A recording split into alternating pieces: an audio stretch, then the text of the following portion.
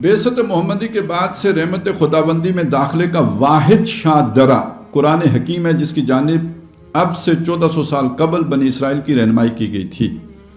اب یہ دیکھیے، یہ جو آپ حصہ پڑھیں گے نا، اس کو پڑھتے ہوئے جو آج کل ایک بات پھیلائی جا رہی ہے، اور اس میں بہت سارے دانشور لوگ اس میں شامل ہیں کہ دیکھیں جی، قرآن مجید میں سورہ بقرہ میں اور بھی جگہوں پہ آیا ہے، ان الذین آمنوا والذین ہادوا والنصارى والصابئین من آمن باللہ والیوم الآخر وعمل صالحا فلہم اجرہم عند ربہم ولا خوف علیہم ولا هم یحزنون، کہ جس مسلمان ہوں، یہودی ہوں، نصرانی ہوں، صابی ہوں، جو بھی ایمان لائے اور نیک عمل کرے تو وہ ہوں گے، ان کے لیے ان کا اجر ان کے رب کے ہاں محفوظ ہے اور وہ جنت میں جائیں گے۔ اب اس کو لے کے تو ایک وہ وحدت ادیان کا تصور کھڑا کیا جا رہا ہے۔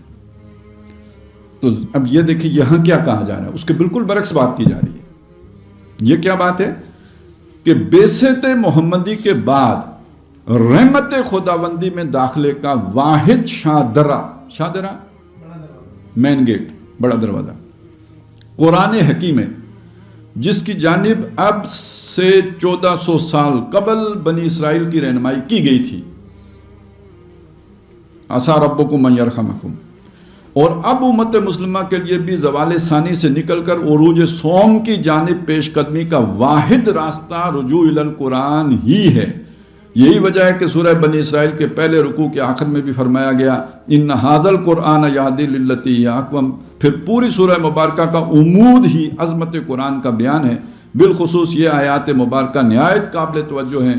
وَنُنَزِّلُ مِنَ الْقُرْآنِ مَا هُوَ شِفَاءٌ وَرَحْمَةٌ لِّلْمُؤْمِنِينَ، اور وَلَقَدْ صَرَّفْنَا لِلنَّاسِ فِي هَذَا الْقُرْآنِ مِنْ كُلِّ مَثَلٍ، اور اختتام سورہ پر تو نہایت پرشکوہ اور پرجلال انداز میں فرمایا گیا، وَبِالْحَقِّ أَنزَلْنَاهُ وَبِالْحَقِّ نَزَلَ، جس کی کامل ترجمانی ہے نبی اکرم صلی اللہ علیہ وسلم کے اس قول مبارک میں کہ ان اللہ یرفع بہذا الکتاب اقواما ویضع بہ آخرین۔ چنانچہ اس امر پر اللہ تعالیٰ کا جتنا بھی شکر ادا کیا جائے کم ہے کہ تنظیم اسلامی کا مبنا، یعنی جس پر وہ بنائی گئی۔ اب دیکھیے امت مسلمہ کا مبنا کیا ہے؟ پہلا اس یہ جو 9 پڑھے ہیں تو اس میں پہلا کیا تھا؟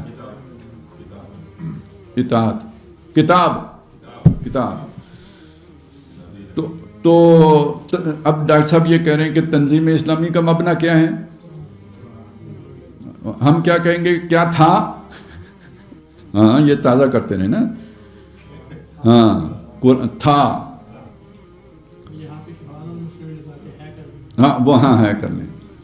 اچھا مبنا ہی نہیں، محور کسے کہتے ہیں؟ وہ ایکسل جس پر کوئی چیز گھومتی ہے، ہاں جی، بھی رجوع الی القرآن ہے۔ اچھا یہ جو ہے نا، اس کی میں تھوڑی سی یہ کیوں یہ دعویٰ کیا گیا کہ اب رحمت خداوندی کا شاہ درہ صرف قرآن ہے، اور وہ جو آیت میں نے آپ کو سنائی جس سے وہ غلط فہمی پیدا کی جا رہی ہے، چونکہ یہ ایک حال میں شروع کیا گیا فتنہ ہے، تو میں چاہتا ہوں تھوڑا سا اس پر میں آپ کو 5-7 منٹ لے لوں، بتا دوں آپ کو۔ جس جگہ پہ یہ آیت آئی ہے اس میں بحث کا تناظر کیا ہے، پہلے یہ سوال ذہن میں لے کے آئیں۔ یہ سورہ بقرہ کا وہ حصہ ہے جہاں مخاطب بنی اسرائیل ہیں، مسلمان مخاطب نہیں ہیں، نمبر 1۔ نمبر 2، بنی اسرائیل کو ان کی غلطیاں، شرارتیں بتائی جا رہی ہیں کہ تم نے یہ کیا، ہم نے تمہارے ساتھ یہ احسانات کیے، بدلے میں تم نے یہ کیا، چارج شیٹ کیا جا رہا ہے۔ اسی میں جو سب سے زیادہ زور دیا گیا ہے نا، جس پر زیادہ وقت دیا گیا ہے، جس پر زیادہ دلائل دیے گئے ہیں، وہ ان کی یہ بات تھی کہ جس میں وہ کہتے تھے یہودی اور نصرانی ہی جنت میں جائیں گے، اور یہ انہوں نے اتنے اسالیب میں کہی ہے یہ بات کہ وَقَالُوا لَن يَدْخُلَ الْجَنَّةَ إِلَّا مَنْ كَانُوا هُودًا أَوْ نَصَارَىٰ، انہوں نے کہا، ان کا دعویٰ یہ ہے کہ نہیں داخل ہوں گے جنت میں مگر صرف یہودی اور نصرانی داخل ہوں گے۔ یہ مسلمانوں کے مقابلے میں آ کے دونوں یہ کہتے تھے، ایک موقف ہو جاتا تھا، اتفاق ان کا اگر کسی چیز پہ ہوتا تھا تو اس پر ہوتا تھا کہ یہ مسلمان جنت میں نہیں جائیں گے بلکہ یہودی اور نصرانی جنت میں جائیں گے۔ یہ بھی کہا کہ کونو ہودن او نصارا تہتدوا، یہودی یا نصرانی بنو تو ہدایت پر آؤ گے۔ یہ ہے اصل میں ایک بڑا زوردار ان کا پروپیگنڈا۔ اچھا آج کے یہودیوں پر قیاس نہ کیجئے اور آج کے نصرانیوں پہ قیاس نہ کیجئے، یہ اس دور کی بات ہے کہ جب یہودی بھی بڑے نیک لوگ ان کے اندر موجود تھے، بڑے عالم فاضل لوگ ان کے اندر موجود تھے، اور نصرانیوں کے تو کیا کہنے، ان میں تو ایسے ایسے لوگ موجود تھے جنہوں نے حضور کو بچپن میں دیکھ کے پہچان لیا تھا کہ یہ نبی ہیں، جو لوگوں کو رہنمائی دیتے تھے کہ وہ کھجوروں کی سرزمین میں چلے جاؤ، وہاں آخری نبی کے ظہور ہونے والا ہے۔ لہذا بڑے جسے توحید کے ستون وہاں پہ موجود تھے، تو جب ان کے یہ دعوے سامنے آتے تھے تو ایک عام مسلمان وہ اس کا تاثر لیے بغیر نہیں رہتا تھا۔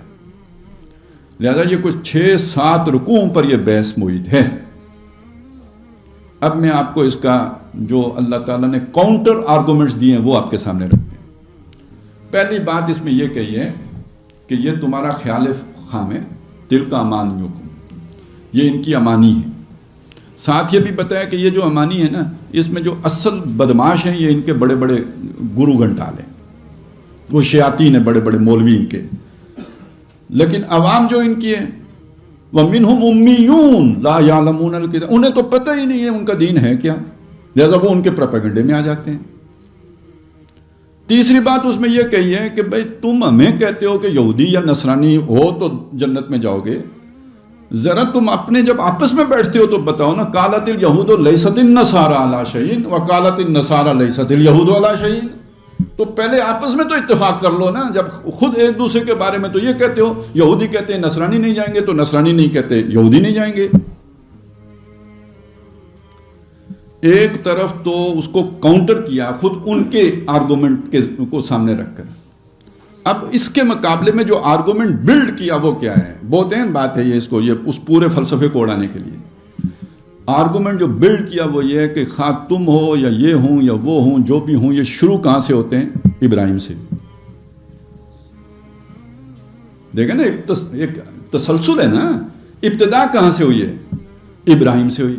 اچھا، ابراہیم کا جہاں ذکر کیا ساتھ ہی اسلام کا ذکر کیا۔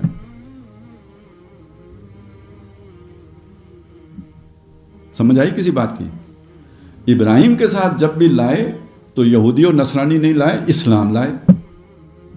وَإِذْ يَرْفَعُ إِبْرَاهِيمُ الْقَوَاعِدَ مِنَ الْبَيْتِ وَإِسْمَاعِيلُ، وہ سارا کہہ کے اس کے بعد جو دعا مانگی وہ کیا تھی؟ ربنا وجعلنا مسلمین لک ومن ذریتنا امۃ یہودا امۃ نصرانیۃ یا امۃ مسلمۃ۔ یہ کاؤنٹر آرگومنٹ ہے اس بات کا جو وہ کر رہے تھے کہ یہودی اور نصرانی جائیں گے۔ اگلی بات سنیں، ابراہیم کون ہے؟ اذ قال لہ ربہ اسلم، قال اسلمت لرب العالمین۔ یہودی نصرانی، اسلام۔ ووصى بها، اسی کی وصیت کی ابراہیم و بنیہ و یعقوب، ابراہیم نے بھی اسی کی وصیت کی تھی، اور تم یعقوب سے اپنا تعلق جوڑتے ہو تو یعقوب نے بھی تو اسی اسلام کی وصیت کی تھی۔ ٹھیک ہو گیا؟ آگے چلیے، ام کنتم شہداء اذ حضر یعقوب الموت، جب یعقوب فوت ہونے لگے تھے تم وہاں موجود تھے؟ یعنی اس نے یہودی یا نصرانی کی وصیت جو تم بیان کر رہے ہو تو تم ادھر موجود تھے جب اس نے وصیت کی۔ ہم یہ کہتے ہیں کہ اس نے وصیت اسلام کی تھی۔ اذ قال لبنیہ ما تعبدون من بعدی، جب اس نے اپنے بیٹوں سے کہا تھا میرے بعد کس کی عبادت کرو گے؟ قالوا نعبد الہک و الہ آبائک ابراہیم و اسماعیل و اسحاق الہا واحدا ونحن لہ مسلمون۔ اب یہاں پہ دیکھیں سوال کھڑا ہو جاتا ہے، سوال یہ کھڑا ہوتا ہے، اچھا یہ جو چیزیں یہ سورہ بقرہ میں آئی ہیں اس کو مزید کھول کے سورہ آل عمران میں بیان کر دیا۔ ما کان ابراہیم یہودیا ولا نصرانیا ولکن کان حنیفا مسلما، نہ یہودی تھا نہ نصرانی تھا، حنیف مسلم تھا۔ ان اولا الناس بابراہیم، ابراہیم کے نزدیک ترین وہ لوگ ہیں الذین اتبعوہ، جنہوں نے اس کی پیروی کی ہے۔ وہذا النبی، یہ نبی ہیں ابراہیم کے قریب، والذین آمنوا، اور جو ان نبی پہ ایمان لائے ہیں وہ ابراہیم کے قریب ہیں، اور وہ کیا تھا؟ مسلم۔ اب یہاں جو اصل اشکال پیدا ہوتا ہے کہ یار چلیں ابراہیم تو مسلم ہو گیا، اسحاق کو بھی مسلم کر دیا، اسماعیل کو بھی مسلم کر دیا، یعقوب تو اسرائیل تھا اور اس کے ساتھ یہ جا کے یہودی جوڑ دیتے ہیں، اور ادھر نصرانی بھی جڑ گئے، تو اس کا مطلب ہے کہ فلاں تو صرف مسلم پائے گا نا. اور یہ بات قرآن نے صاف کر دی کہ فلاں اسلام کے ساتھ ہے. ان الدین عند اللہ اسلام ومن یبتغ غیر الاسلام دینا فلن یقبل منہ. تو جو اسلام کے علاوہ کسی دین کا حامل ہوگا وہ اسے قبول ہی نہیں کیا جائے گا. اب یہ منسوب کر بیٹھے ہیں یعقوب کے ساتھ اور اس کی اولادوں کے ساتھ یہودیت اور نصرانیت. تو اشکال یہ پیدا ہو گیا کہ وہ تو یہودی اور نصرانی، چلے ابراہیم نہیں تھا یہودی اور نصرانی، لیکن یہ جو باقی نبی گزر گئے جن کے مخلص ان کے ساتھ ایمان رکھنے والے لوگ بھی شامل تھے، وَقَائِم مِّن نَبِيٍّ قَاتَلَ مَعَهُ رِبِّيُّونَ كَثِيرٌ، تو وہ تو مسلم نہیں تھے، ان کے ساتھ تو یہ نام آ کے جڑ گیا تھا یہودی کا اور نصرانی کا. ان کا کیا بنے گا؟ یہ اس کا جواب ہے تِلْكَ أُمَّةٌ قَدْ خَلَتْ، وہ ایک امت تھی گزر گئی ہے، لہا ما کسبت، جو انہوں نے کمائی کی وہ ان کو ملے گی، وَلَكُمْ مَا كَسَبْتُمْ، تم سے وہ پوچھا جائے گا جو تم نے کمائی کی ہے. ٹھیک ہے، ان کے پاس قرآن نہیں آیا تھا، محمد الرسول اللہ نہیں آئے تھے، وہ جو بھی تھے اللہ تعالیٰ نے ان کو قبول کر لیا، وہ ان کے اوپر جو بھی چھاپ لگی تھی وہ مسلم ہی تھے. بے شک ٹائٹل اس کا یہودیت ہو، ٹائٹل اس کا نصرانیت ہو، چونکہ وہ اس راہ پہ تھے جس راہ پہ انہیں ابراہیم نے ڈالا تھا، ہم انہیں ایز اے مسلم قبول کر.